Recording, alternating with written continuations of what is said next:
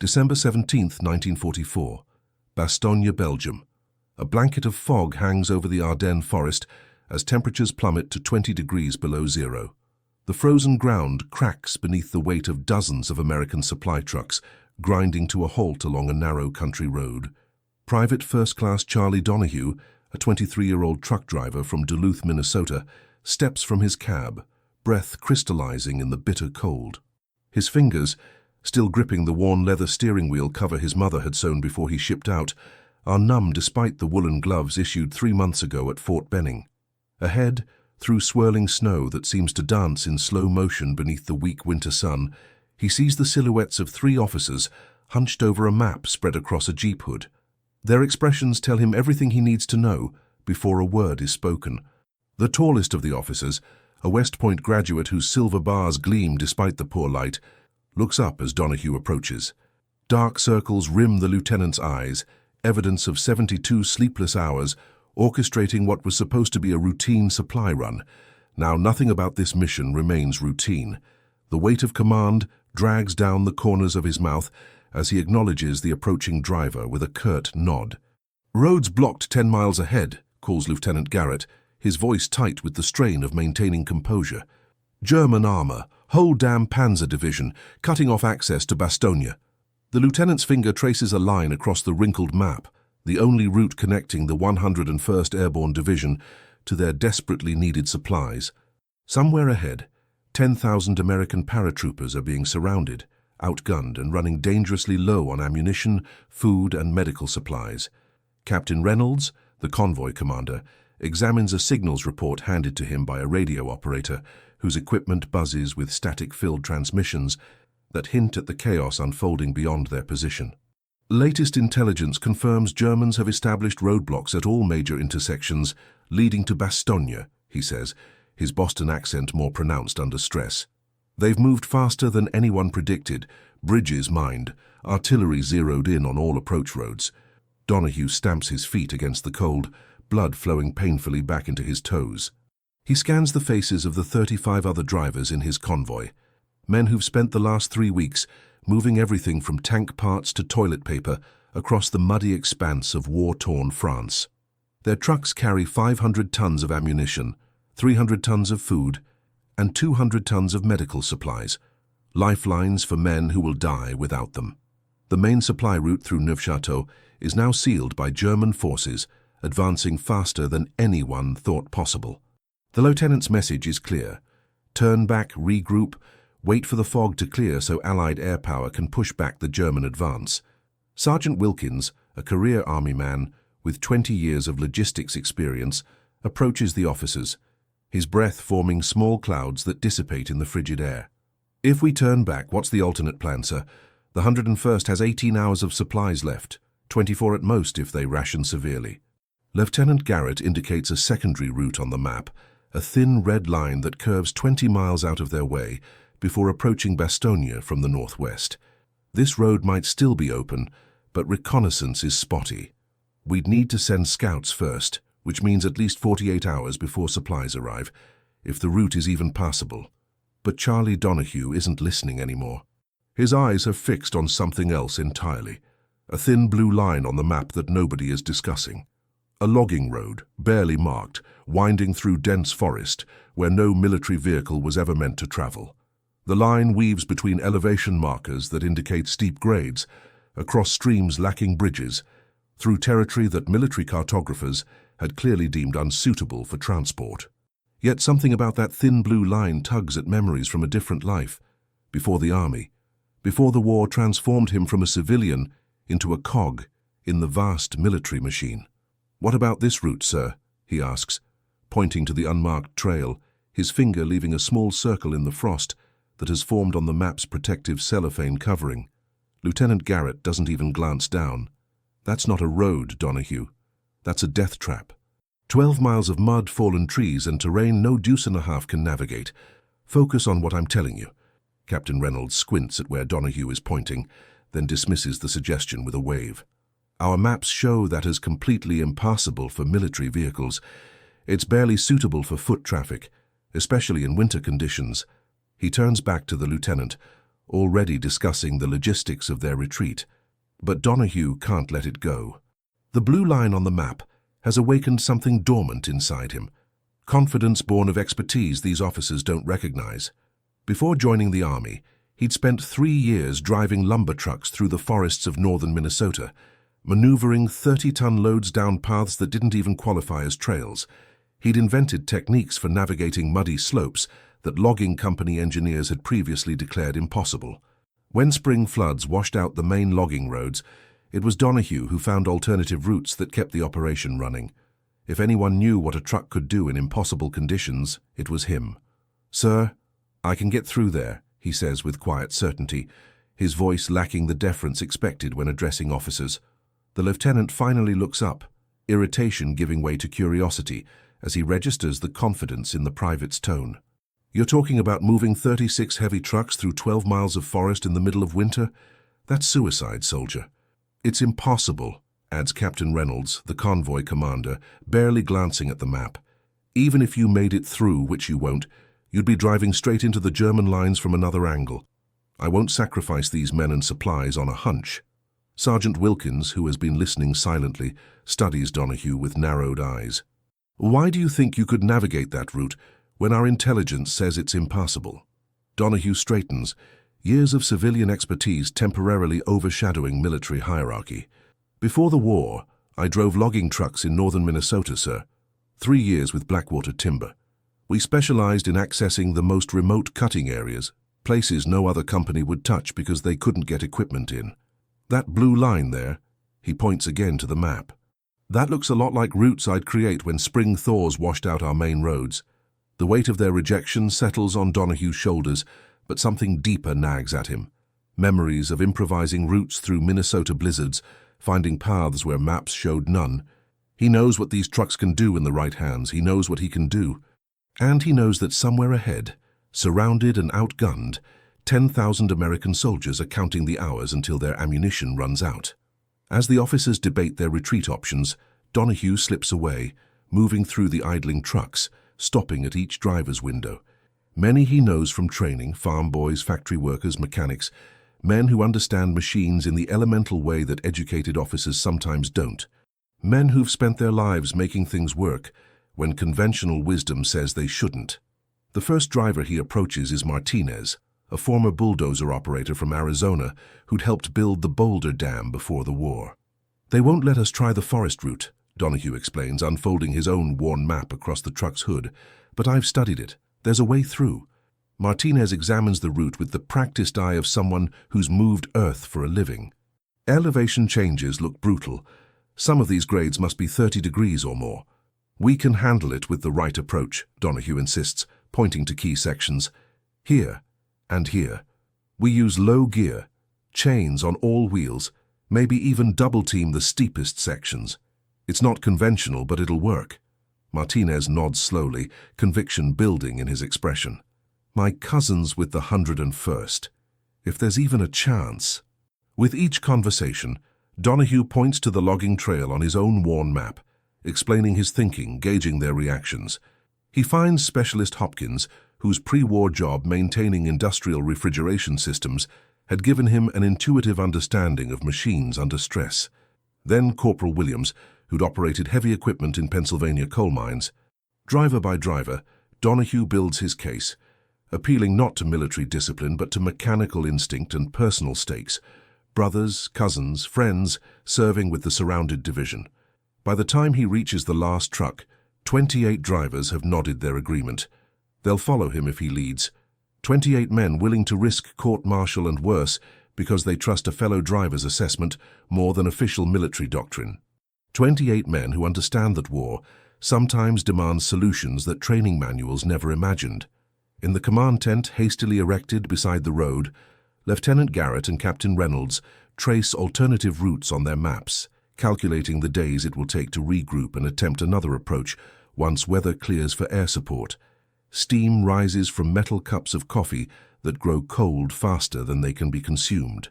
The radio operator monitors transmissions from Bastogne, where surrounded troops are already rationing ammunition, treating wounded with diminishing medical supplies, preparing for the worst. The tent flap opens, sending a swirl of snow across their papers as Donahue enters without permission, standing at rigid attention. The captain's eyebrows rise at this breach of protocol, but something in the private's posture, a certainty that transcends rank, gives him pause. "What is it, Private?" Reynolds asks, not bothering to hide his annoyance at the interruption. "Sir, I've spoken with the drivers. 28 of us are willing to attempt the forest route. Request permission to lead a volunteer convoy through the logging road to reach Bastogne." The captain's pen freezes mid-circle. "Absolutely not. That's a direct path to disaster. I've already explained why that route is considered impassable." Lieutenant Garrett studies Donahue more carefully now, noting the quiet determination in the man's stance. "You're seriously suggesting we send trucks through terrain that military planners have specifically designated unsuitable for vehicles?" "With respect, sir," Donahue continues, "before the army I drove logging trucks through worse terrain than this. These men are volunteers. If we wait, how many paratroopers die without supplies? If we try and fail, you've lost only the volunteers, not the entire convoy." Sergeant Wilkins, who has entered behind Donahue, clears his throat. "The men who've volunteered are our best drivers, sir. If anyone has a chance to get through, it's them." The lieutenant and captain exchange glances, years of military training warring with the desperate mathematics of their situation. 10,000 men in Bastogne. No air support possible in this weather. German forces tightening their grip by the hour. They step outside the tent, voices lowered in heated debate while Donahue stands motionless, staring at the map, memorizing every contour, every elevation line. Beyond the tent, other considerations enter their discussion. The political ramifications of losing an entire division, the strategic importance of holding Bastogne at the crossroads of 7 major highways, the psychological impact if surrounded Americans are forced to surrender. These factors, never mentioned to the enlisted men, weigh heavily on command decisions that appear arbitrary to those who must execute them. When they return, Captain Reynolds's face is grim. "Take 12 trucks. Volunteers only. The smallest, lightest loads we can configure. If you make it through, and that's a tremendous if, radio coordinates. Follow me for load reassignment." His expression makes it clear. He's authorizing what he believes to be a doomed mission, but one with odds marginally better than doing nothing at all. As the weak winter sun creeps toward the horizon, 12 trucks idle in formation, separated from the main convoy. The lightest, most maneuverable vehicles have been selected, their loads redistributed to maximize success chances while carrying critical supplies. Donahue has the lead truck, a veteran driver named Martinez behind him, followed by 10 others who've staked their lives on a Minnesota logger's confidence. Sergeant Wilkins oversees the final preparations, checking tire chains, distributing extra rations, ensuring each truck carries basic tools for emergency repairs.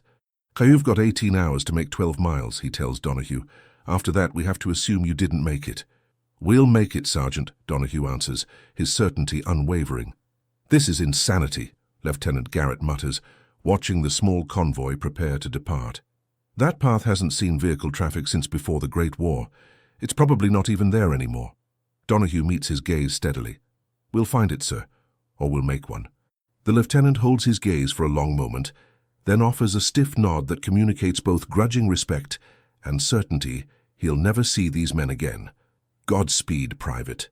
At 1600 hours, under fading daylight, 12 trucks leave the main road, their headlights dimmed to slits against potential enemy aircraft. Donahue leads them toward a barely visible break in the dense forest, where reconnaissance suggests the old logging path begins. The first 100 yards confirm their worst fears.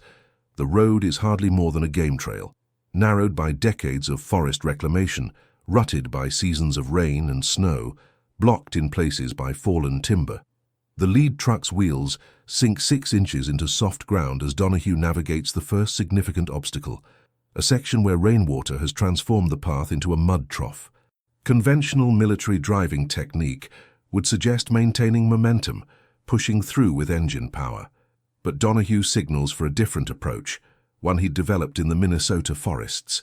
He creeps forward at walking pace, feeling how the ground compresses beneath his wheels, identifying the firmest sections that can support weight. In the lead truck, Donahue navigates by instinct as much as sight, feeling how his wheels grip or slide, listening to the engine's complaint when the grade becomes too steep. His hands perform a complex dance between steering wheel, gear shift, and occasionally reaching through the open window to feel the terrain directly. Behind him, 11 trucks follow precisely in his tracks, their drivers watching for his hand signals through open windows, despite the bitter cold. They advance at walking pace, sometimes slower. When fallen trees block their path, Donahue and 2 others leap from their cabs with saws and axes, clearing just enough space for the trucks to squeeze through, their movements efficient with the practiced precision of men who've done this work in civilian life. When the path disappears entirely beneath snowdrifts, he walks ahead, probing with a metal rod to find solid ground, marking safe passage with broken branches stuck upright in the snow.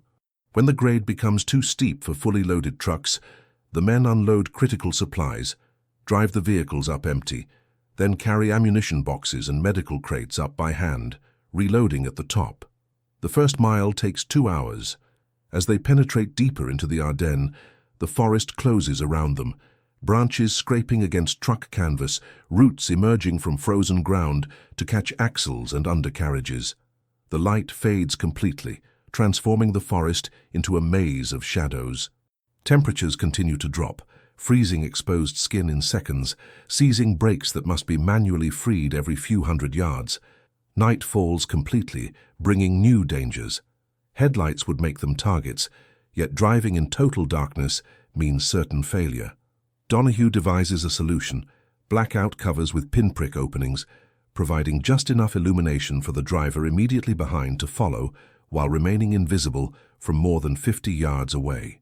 The convoy creeps forward at less than 2 miles per hour, each foot of progress a victory against terrain, weather, and time. In the third truck, Specialist Hopkins monitors his engine temperature obsessively, knowing that the constant low-gear operation stresses cooling systems designed for highway travel. When the needle edges dangerously high, he signals for a stop, quickly fashioning snowpacks that he places strategically around the radiator housing. The improvised solution buys enough cooling capacity to continue. Similar innovations occur throughout the convoy as each driver adapts civilian expertise to military necessity. 6 hours into their journey, disaster strikes. The 8th truck in line slides on an ice patch, hidden beneath a thin layer of snow, its rear wheels slipping over the edge of a ravine that wasn't visible in the darkness. The driver, a 19-year-old named Jensen from Nebraska, freezes at the controls as his truck balances precariously, 2 tons of medical supplies threatening to pull him backward into a 30-foot drop. Word passes up the line with urgent hand signals. Donahue rushes back, covering the distance between trucks with careful speed, assessing the situation with one comprehensive glance. The truck's rear axle hangs unsupported over empty space, its weight shifting gradually as gravity pulls against the vehicle's center of mass. One wrong move, gunning the engine, shifting improperly, even distributing weight incorrectly inside the cab, could send it tumbling down the ravine. "Everyone out except Hopkins and Martinez," he orders, pointing to the 2 drivers with winch-equipped trucks. "The rest of you, unload that truck now. Every box, every crate. Move!" Working in darkness, guided only by shielded flashlights, the men create a human chain, passing supplies hand to hand away from the endangered vehicle. Medical crates containing plasma, bandages, sulfur drugs, supplies that will determine whether wounded men live or die, move from gloved hand to gloved hand, away from the precipice.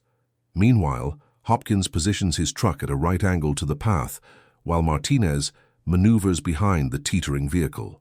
Steel cables are attached in a counter-bracing pattern Donahue learned in the logging camps, where 30-ton loads sometimes shifted dangerously during transport. With agonizing slowness, the empty truck is winched back from disaster, inch by nerve-wracking inch, until all wheels touch solid ground again.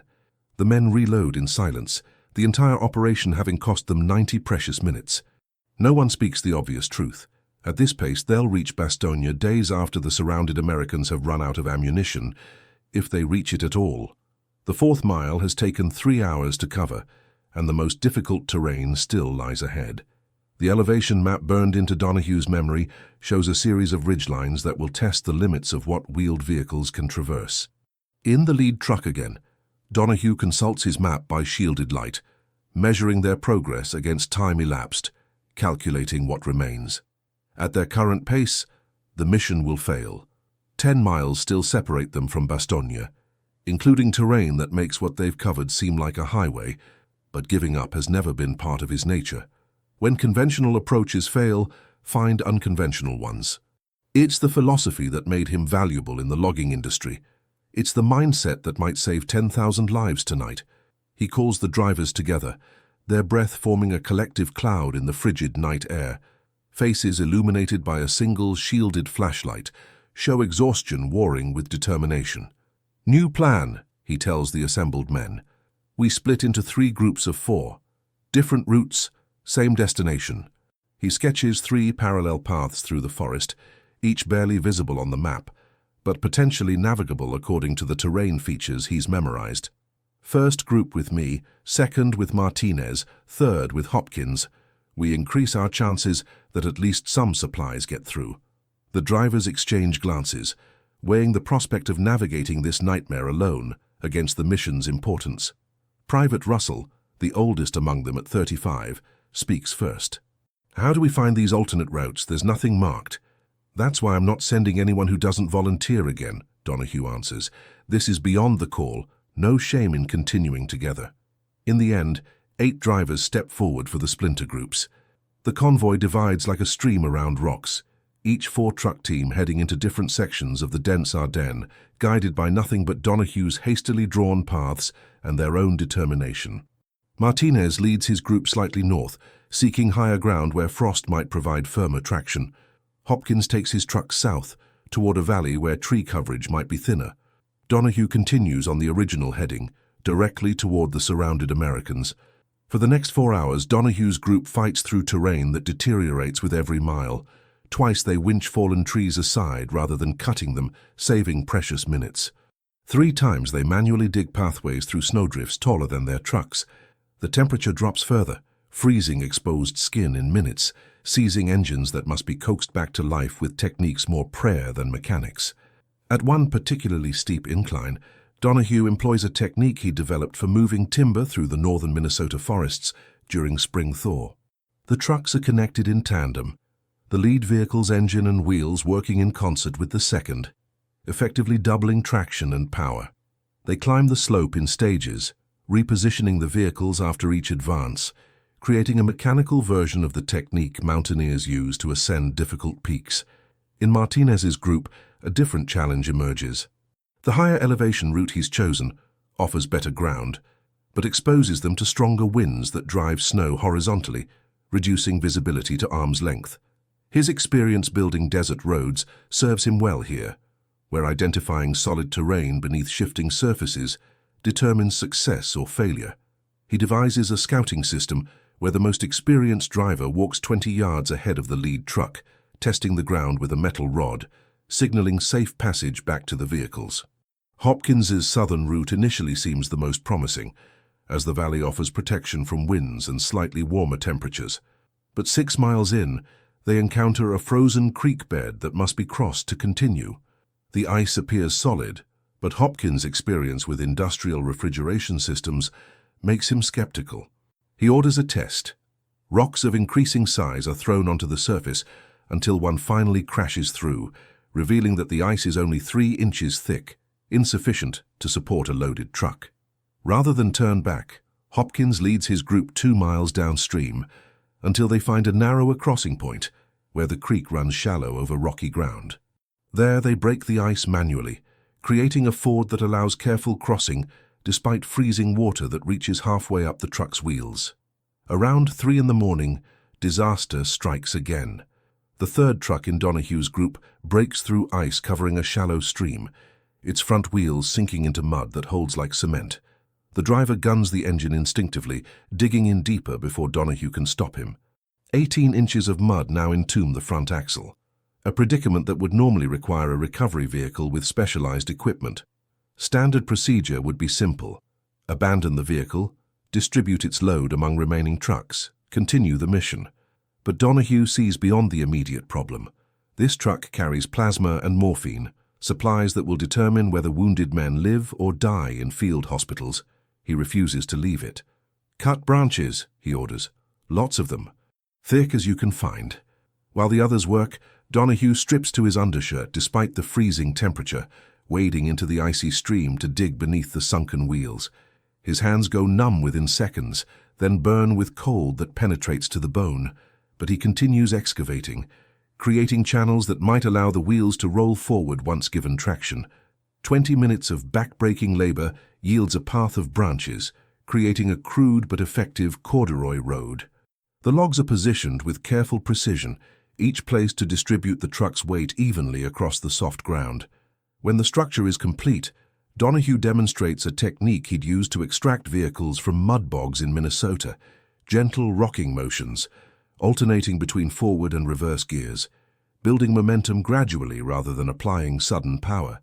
The truck lurches forward, dripping and mud-covered but functional, its precious cargo intact.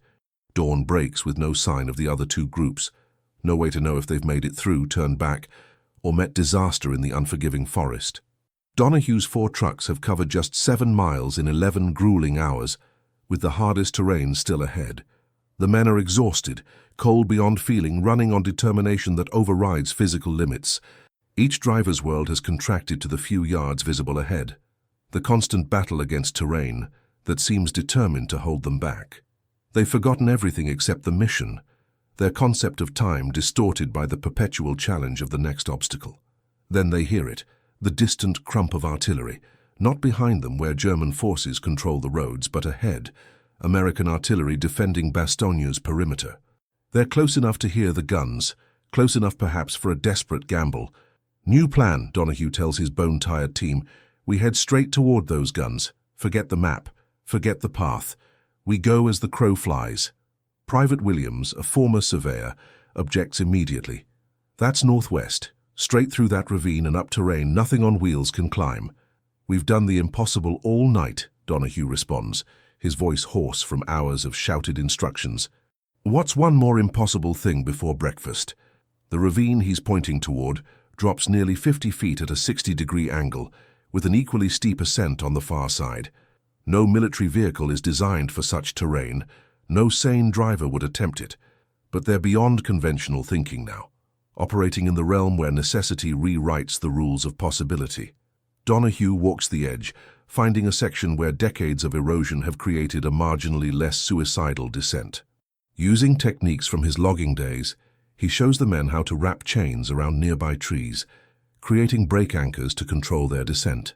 One truck is positioned at the top, its winch cable extended to its full length, providing additional braking force for the first vehicle to attempt the crossing. "I'll take the first truck down," Donahue announces.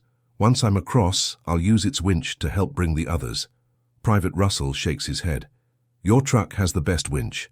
It should stay at the top until last." "That's not how this works," Donahue insists. "I don't ask anyone to take risks I won't take first." One by one, the trucks are eased down the slope, their engines off, controlled entirely by men straining against chains, their boots finding desperate purchase in frozen ground. Each vehicle slides more than rolls, its descent managed through careful tension on multiple anchor points, the physics of friction and gravity balanced against mechanical limitations and human muscle. The operation demands coordination between drivers and ground crews that would be challenging under ideal conditions. In pre-dawn darkness, with exhausted men working in sub-zero temperatures, it's nearly miraculous. The ascent proves even more challenging. Here, Donahue employs a leapfrogging winch technique, each truck helping pull the next, advancing in stages up the nearly vertical slope. The engines strain against loads they were never designed to move at such angles, cooling systems boiling despite the frigid air. Twice overheated engines stall midway up, requiring emergency repairs conducted while vehicles balance precariously on the incline. It takes 2 hours to move 4 trucks less than 200 yards, but when they reach level ground, the sound of artillery is unmistakably closer. The sky lightens fractionally, allowing them to see what they've accomplished and what remains. A plateau stretches before them, leading toward where reconnaissance photos suggest American lines might be. But this final approach presents new dangers. Open ground, where German patrols or aircraft might spot them, artillery zones where shells from either side could find them by accident. Donahue studies the terrain with the practiced eye of someone who's spent his life reading landscapes. identifying a shallow depression that might offer concealment for most of the remaining distance. "We follow that swale," he indicates, pointing toward a nearly invisible dip in the ground. "It keeps us below line of sight from any German positions to the east." At 9:17 in the morning, after 15 hours of continuous movement, Donohue's lead truck breaks through the tree line into a snow-covered field. 500 yards ahead, he sees what they've been fighting toward. American defensive positions, foxholes dug into frozen ground, the barrels of anti-tank guns tracking their approach with suspicious precision. "Cut engines," he orders through his open window. No sudden movements. He knows the danger is real. Approaching American lines from unexpected directions has gotten friendly forces killed before. The defensive perimeter around Bastogne is manned by nervous, trigger-ready soldiers who've been surrounded for days, who expect every movement from the forest to represent enemy action. Donohue kills his engine, stepping from the cab with his hands raised, walking ahead alone. Through his field glasses, he can see American uniforms, the distinctive helmets of the 101st Airborne. He's close enough now to see individual faces, to note the mixture of disbelief and desperate hope as they register the supply trucks emerging from a direction no vehicles should possibly approach from. A young lieutenant approaches cautiously across the snow-covered field, sidearm drawn, stopping 30 feet from Donohue. "Identify yourself," he calls, voice taut with suspicion. "Private First Class Charles Donohue, 44th Quartermaster Truck Company," he responds, pulling out his dog tags. "We have 4 trucks of supplies, ammunition, plasma, morphine, K rations. 8 more might be coming through different routes if they made it." The lieutenant's professional caution wars visibly with overwhelming relief. "How the hell did you get through?" "The Krauts have every road blocked for 20 miles. "We didn't use roads, sir," Donohue answers simply. Within minutes, the trucks are waved through to the American lines, where hollow-eyed paratroopers look on in disbelief as 4 mud-covered, branch-scratched vehicles deliver what many had given up hoping for. Donohue's team, beyond exhaustion, find themselves pulled from their cabs by grateful soldiers who can't quite believe what they're seeing. "Where did you come from?" asks a sergeant whose ammunition pouches hang empty on his belt. "Through the forest," Williams answers, too tired for elaboration. "That's impossible," the sergeant responds. "Nothing on wheels can get through those woods." Williams manages a weary smile. "Nobody told our trucks that." In a command post dug into frozen ground, Brigadier General Anthony McAuliffe, acting commander of the surrounded division, listens to Donohue's report with growing amazement. "You brought trucks through the Ardennes forest? Off-road? In winter?" "Yes, sir." 4 confirmed. 8 more possibly coming through alternate routes. McAuliffe studies the filthy, exhausted driver, standing at attention, despite swaying slightly on his feet. "How?" "Intelligence says that terrain is completely impassable to vehicles." "With respect, sir, intelligence hasn't driven logging trucks in Minnesota winters." The general's mouth twitches with something approaching a smile. "Your commanding officers authorized this?" "Eventually, sir, after some persuasion." "I imagine so." McAuliffe examines a map of the region, different from the ones Donohue has been using, with military notations indicating known enemy positions surrounding Bastogne. "You realize you drove straight through a gap in the German lines that our own reconnaissance hadn't identified?" "No, sir. We were just following terrain features that seemed navigable." McAuliffe shakes his head slightly. "Get some rest, Private. You and your men have earned it. I want a full debrief on your route when you've recovered." 3 hours later, as Donohue's men finally rest in borrowed sleeping bags, sentries spot movement at the forest edge. Not from the direction of Donohue's arrival, but half a mile east. 4 more supply trucks emerge, Martinez's group having navigated their own impossible path through the Ardennes. By nightfall, 3 trucks from Hopkins' group also arrive, having been forced to abandon one vehicle after it rolled onto its side, crossing a frozen creek. 11 of 12 trucks, against all reasonable expectations. Over 300 tons of supplies that military planners had considered, lost the moment German forces blocked the main routes.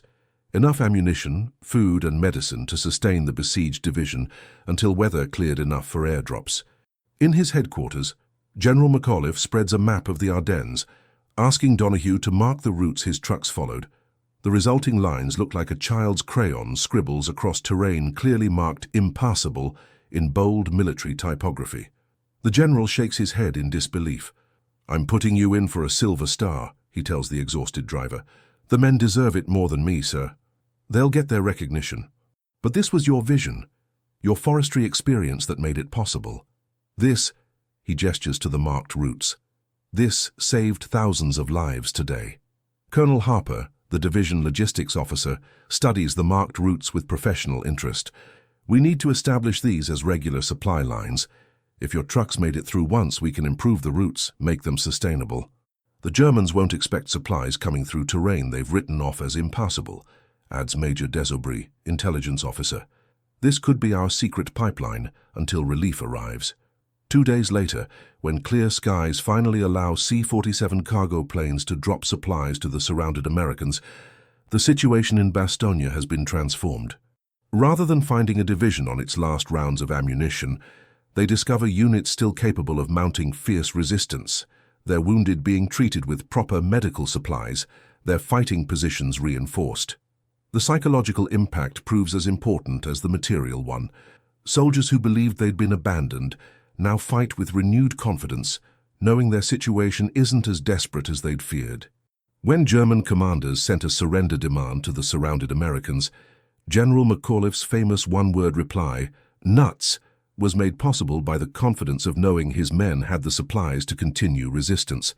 The supplies that arrived, against all logic and military expectation, through the determination of 12 truck drivers who refused to accept that some roads couldn't be traveled.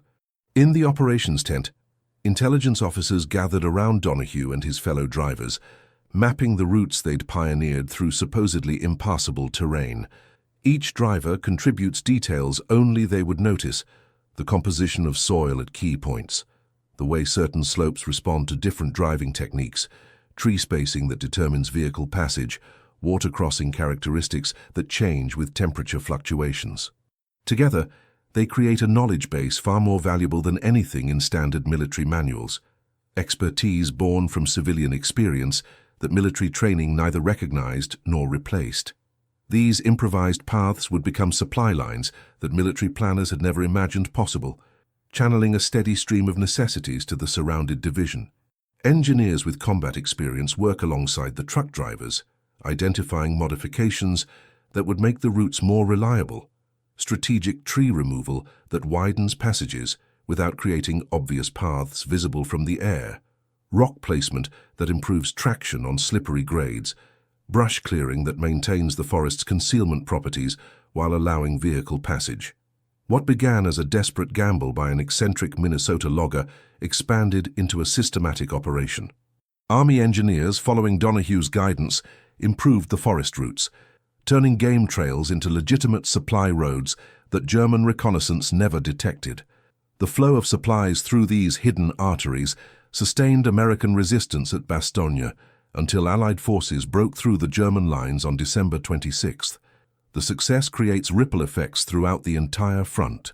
German intelligence, baffled by the Americans' continued resistance despite encirclement, diverts resources to find the supply source, weakening other sectors. Allied commanders, initially resigned to the potential loss of Bastogne, regain confidence and accelerate plans for counterattack. Individual soldiers from the surrounded division, who've witnessed firsthand what determination and specialized knowledge can accomplish against overwhelming odds, fight with renewed conviction. Military historians would later identify the defense of Bastogne as the pivotal moment in the Battle of the Bulge, the moment when the last major German offensive of the war lost momentum and began to collapse. Strategic analyses would focus on grand maneuvers, on Patton's Third Army relief effort, on the resilience of surrounded paratroopers.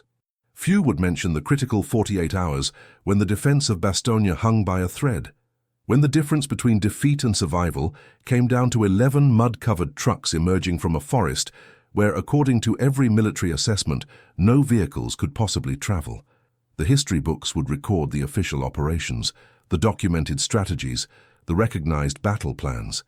They would largely overlook the improvised solutions, the civilian expertise repurposed for military crisis, the individuals who found paths where maps showed none. Back at the main supply depot, Lieutenant Garrett receives word that Donahue's mission succeeded against all expectations. The news spreads rapidly among the drivers who'd been deemed unsuitable for the forest attempt, creating a mixture of relief and professional jealousy. Captain Reynolds, who'd reluctantly authorized what he considered a suicide mission, finds himself explaining to superior officers how trucks managed to navigate terrain that military doctrine classified as impassable. "It was the driver, sir," he explains to the colonel commanding the supply battalion. "Former logger from Minnesota. Knew things about moving vehicles through impossible terrain that aren't in any of our manuals." The colonel studies the mission report with narrowed eyes. "You're telling me a private decided our military maps were wrong and then proved it?" "Yes, sir. That's exactly what happened." "And you allowed this?" "Sir, with all due respect, 10,000 men were surrounded without supplies. Conventional approaches had failed. Unusual circumstances required unusual solutions." The colonel's expression remains stern, but something in his eyes suggests approval beneath the official demeanor. "Make sure this gets documented properly. The Army needs to understand exactly how they did this." In January 1945, as Allied forces pushed the German Army steadily eastward, Charlie Donahue received his Silver Star in a brief ceremony that most history books never recorded. The citation mentioned extraordinary initiative and technical skill in establishing vital supply routes through hostile territory. It made no mention of his stubborn refusal to accept official judgments about what was possible or impossible. It didn't describe the moment when a Minnesota truck driver looked at a map, ignored the experts, and changed the course of a pivotal battle through what his commanding officer had dismissed as a stupid shortcut. The citation also neglected to mention how Donahue's example inspired a systematic re-evaluation of civilian expertise within military ranks. Engineers who had dismissed unschooled approaches began consulting with men whose practical experience offered solutions that textbook training couldn't provide. Logistics officers who had relied exclusively on established doctrine started recognizing when unconventional knowledge might succeed, where military procedure failed. At the truck company's base camp, the Donahue route became legendary among drivers. Embellished with each retelling, the story grew until it seemed the trucks had practically flown through the forest. But the core truth remained unchanged. Specialized knowledge, born from civilian life and applied to military crises, had accomplished what official doctrine declared impossible. Donahue himself rarely spoke about it after the war. When pressed by his grandchildren decades later, he would shrug and say, "The roads we needed weren't there, so we made our own." Nothing special about it, just what needed doing at the time. This humility reflected a generation that viewed extraordinary accomplishments as simple duty, their greatest feats described with characteristic understatement. But in military logistics schools, in advanced terrain navigation courses, in special operations training, the Bastogne Forest Supply Run became a case study in improvisation and terrain utilization. Officers who would never know Donahue's name studied the routes his trucks pioneered, analyzing how conventional wisdom about impassable terrain had nearly cost a battle, and how one man's specialized civilian experience had transformed defeat into victory. The lesson extended beyond specific tactics into broader military philosophy. Training manuals began incorporating sections on unconventional expertise, recognizing when specialized civilian knowledge might provide solutions that military doctrine couldn't envision. Commanders were encouraged to identify unique skills within their units, capabilities not reflected in official military occupational specialties, but potentially valuable in crisis situations. Perhaps most significantly, the Army Corps of Engineers began actively recruiting drivers and workers with forestry, mining, and rural construction backgrounds, people who understood from practical experience how to make vehicles function in environments they weren't designed for. People who, like Charlie Donahue, wouldn't take impassable as the final word. For the men who'd driven those trucks through the impossible miles, the experience became a defining moment. The night when they'd transcended military hierarchy to accomplish what generals had deemed impossible. Their bonds remained unbreakable long after the war ended, connected by shared knowledge of what determination and specialized expertise could accomplish against overwhelming odds. Martinez returned to Arizona, where his experience moving vehicles through impossible terrain proved valuable in developing irrigation systems that transformed desert into farmland. Hopkins applied his mechanical improvisation skills to industrial refrigeration, pioneering techniques that revolutionized food preservation. Williams used his experience navigating where no maps existed to explore remote mining possibilities in Canada's Northern Territories. Each carried forward the lesson learned in those frozen woods, that expertise born from practical experience sometimes sees possibilities invisible to theoretical training. The 12 impossible miles through the Ardennes forest never appeared on official army maps of World War II. The supply routes remained classified for decades, filed away as contingency planning for future European conflicts. The trucks that made the journey were repaired, repainted, and redistributed to other units, their branch scars and mud-caked undercarriages erased by military efficiency. But in Bastogne itself, something remained. When Belgian citizens rebuilt their war-shattered town, they incorporated a small, easily overlooked memorial near the spot where 4 mud-covered trucks first emerged from the forest. A simple stone marker carries an inscription in 3 languages, French, Flemish, and English. On this spot, the impossible arrived with supplies. Local residents tell visitors a story that military histories rarely mention: how American trucks emerged from terrain where vehicles shouldn't have been able to travel, bringing life-saving supplies when all conventional routes were blocked. The narrative has acquired mythical qualities over decades of retelling, but its essence remains unchanged. When established methods fail, innovation born from specialized knowledge can discover paths where none are supposed to exist. Veterans returning to Bastogne decades later would seek out this modest memorial, standing in contemplative silence before the simple stone. For them, it represented something more profound than military strategy or battlefield tactics. It commemorated the moment when specialized civilian knowledge proved more valuable than official doctrine, when practical experience trumped theoretical training, when determination to find a way overcame all assertions that no way existed. The stupid shortcut that military experts dismissed had become, in the crucible of necessity, the only path that mattered. One man's specialized knowledge, born from civilian experience that military training neither valued nor replaced, had transformed a strategic disaster into the turning point of the Battle of the Bulge. Every December, a dwindling number of veterans gather at that simple stone marker. They leave no flowers, no wreaths, no formal tributes. Instead, they place something more fitting beside the stone: a small model truck, its miniature frame spattered with mud, its toy wheels wrapped in tiny chains fashioned from paper clips. A modest remembrance of the day when impassable proved to be just another word for not yet tried. In military logistics courses taught decades after the war, instructors still pose a theoretical question to their students. You have 12 miles of impassable terrain between your supplies and surrounded friendly forces. What do you do? The answers typically reflect conventional military thinking.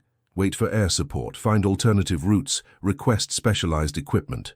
Then the instructors reveal Charlie Donohue's solution, challenging future officers to recognize when textbook approaches might need to yield to specialized practical knowledge. The lesson transcends military application, speaking to universal human experience. Progress often comes not from those with the most credentials, but from those with the most relevant expertise, sometimes found in unexpected places, born from experiences that official training doesn't recognize or value. The impossible becomes possible when we look beyond established doctrine to the specialized knowledge that sees paths where others see only obstacles. And sometimes, the difference between defeat and victory comes down to a stupid shortcut that only seems stupid to those who lack the specialized expertise to recognize its brilliance.